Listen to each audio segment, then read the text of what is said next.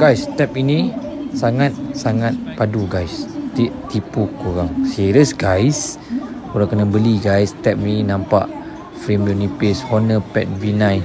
Murah. Pada aku segala AI dah ada dekat Honor ni. So untuk tab kali ni memang nipis. Set bagi wireless. Tengok, aku bagi korang spek dia sendiri guys.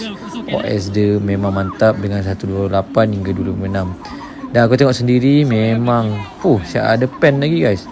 Pen ni maybe untuk korang yang suka melukis, sketches dan tengok boleh cabut juga punya wireless. So untuk promo kali ni tak silap aku dia bagi sekali dengan pen dan juga wireless keyboard. So kalau korang nak berminat boleh pergi ke Honor yang berdekatan, sebab Honor sekarang ni dah saing iPhone sekarang ni. So korang tak percaya, tengok touchscreen dia sangat smooth.